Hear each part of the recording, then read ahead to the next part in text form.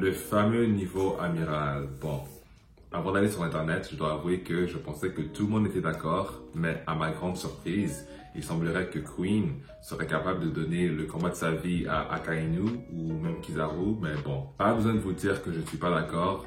Aujourd'hui, on va simplement dire les termes sur ce niveau amiral qui est parfois surcoté, mais bien plus souvent sous-coté, alors parlons-en.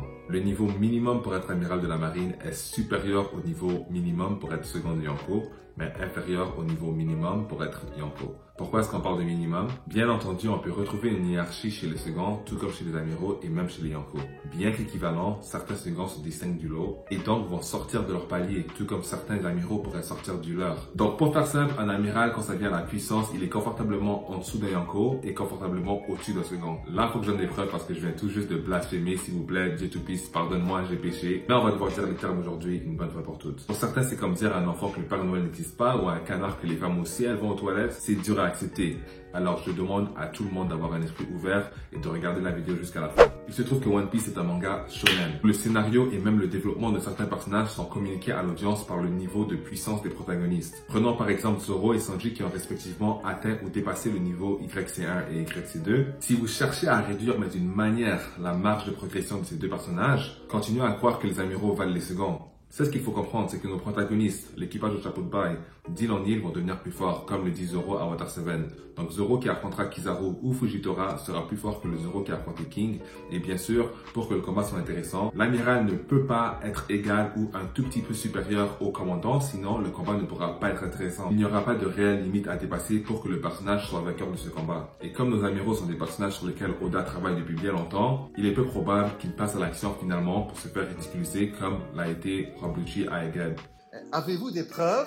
Je vais vous les donner parce que finalement c'est mon interprétation. Vous n'avez peut-être pas été convaincu, alors voyons voir ce que Amaraki nous dit à Udon. Il faut bien comprendre, blessé ou pas blessé chez la marine, on attend d'un amiral qui puisse vaincre tout subordonné de Yonko. C'est ça l'attente, ça fait partie du CV. Si on ne savait pas avant, grâce au personnage d'Amaraki, on connaît quelles sont les attentes de la marine vis-à-vis de leur cher amiral, question puissance. On ne s'attend pas à ce qu'un amiral affronte un Yonko, même qu'il leur faut une permission, mais l'attente chez la marine, c'est qu'aucun subordonné ne devrait poser problème. Tout comme on a vu à Marineford, aucun subordonné n'a posé de réels problèmes aux amiraux. Une fois distrait, l'amiral Aokiji se débarrasse du commandant Joz avec une facilité déconcertante, chose que le commandant Joz n'a pas pu faire avec la même opportunité qui s'est présentée plus tôt dans la bataille. Là, on va me dire, oui, mais Aokiji, c'est comme Sugar. Non, dégagez, ça n'a rien à voir. Le Haki est roi, donc le Haki de Joz est tout simplement pas au niveau de celui d'Aokiji. Pour s'en sortir, c'est simple. L'eau nous montre face au Dokyu, les pouvoirs comme Sugar sont facilement irréversibles avec un Haki assez puissant. Donc il faut arrêter de dire des bêtises parce que déjà, mettre un Logia dans la même catégorie qu'un pouvoir Paramecia, déjà c'est ça la dinguerie en fait. Et parce que je suis de bonne humeur aujourd'hui, j'ai un autre exemple à vous donner dont personne ne parle. Je vous rapporte Fujitora qui affronte le second Sabo à Dressrosa. Bien que le combat n'a pas duré, l'auteur nous montre une différence claire entre Sabo qui cherche à protéger son frère et un Fujitora qui essaye à peine et qui même s'amuse. On remarque même à la fin du combat un Sabo essoufflé, fatigué, il est assis comme un gosse à la maternelle. Et un Fujitora en mode touriste, au calme, aucune égratignure qui continue à faire sa route. Donc voilà, je vous invite à partager votre opinion là-dessus parce que franchement, tout le monde est d'accord que Sabo, clairement c'est un niveau second Yonko. Il y a plein d'autres exemples qui montrent qu'un amiral ne joue pas dans la même cour qu'un second, notamment la classique de ces deux cases, mais bon. Certaines personnes préfèrent se bâtir sur les livres-cartes plutôt que le manga. Donc je vais dire les termes sur les livres-cartes une bonne fois pour toutes. Comme je l'ai dit, accrochez vos ceintures parce que vous ne verrez plus jamais le manga de la même façon. Donc la première chose à savoir sur les livres-cartes et les databooks, c'est qu'elles ne sont pas écrites par l'auteur, mais bien une équipe du Shonen Jump. À ne pas confondre avec nos SBS qui sortent directement de la bouche d'Oda. Il faut bien comprendre également que lorsqu'on lit une livre-carte,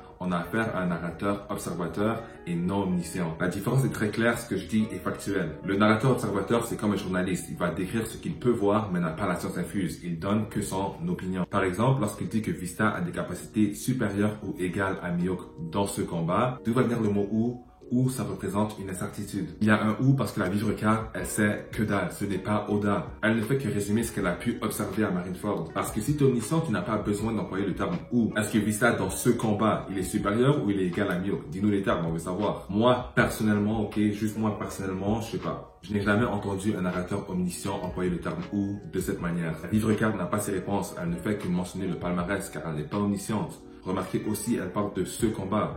Les dires sont très circonstanciels. On dit que Marco fait jeu égal avec les amiraux à Marineford. On précise à Marineford. Marco donne un coup de pied en traître à Aokiji. repousse Kizaru et bloque Akainu. Mais est-ce qu'on peut vraiment prendre des petits instants pour définir le résultat d'un combat prolongé? On dit que Marco fait jeu égal avec les amiraux à Marineford. On précise à Marineford parce que c'est ce qu'on peut observer à Marineford. Mais en tant que bras droit de l'homme le plus fort du monde, avec un fruit cheaté, des confrontations avec l'équipage de roi des pirates dès son plus jeune âge, c'est ce qu'on attend de lui en fait. Qu'il se démarque des autres secondes d'une manière ou d'une autre. Déjà à Onigashima, il s'est bien débrouillé face à King et à Queen en même temps, du moins pendant un certain temps. C'est ce qu'on appelle avoir de l'expérience. Vous pouvez même débattre entre vous si Marco il sort de son palier ou non. Bien que Marco en combat prolongé contre un amiral, bien évidemment qu'il va perdre. Comment ça tu me dis qu'il est niveau Akainu, mais même avec toute sa troupe, Akainu il est encore debout. Bref, on va conclure la vidéo aujourd'hui. J'ai donné des preuves, mais à la fin de la journée, ces preuves-là sont même pas nécessaires. Il faut juste comprendre en fait comment les shonen fonctionnent. Les amiraux n'ont rien montré à Marineford, même Akainu qui s'est beaucoup plus donné que les deux autres. Après quelques coups, Barbe Blanche va le jeter dans un trou, comme Loeki d'en fait à Big Mom. Il revient et le Yonko est déjà mort. Mais je vous assure que les amiraux, franchement, des combattants capables de se battre pendant 10 jours, n'ont certainement pas eu le temps de montrer toutes leurs cartes maîtresses. Donc les gars, je vais vous demander de garder l'esprit ouvert et me dire en commentaire si j'ai réussi à vous faire changer d'idée. Si c'est le cas, j'en suis fier. Et si c'est pas le cas, eh bien, longue vie à Two Piece parce qu'il a encore de beaux jours devant lui. Ce sera tout pour la vidéo aujourd'hui. Abonne-toi à la chaîne et on se dit à la prochaine. Allez, à plus.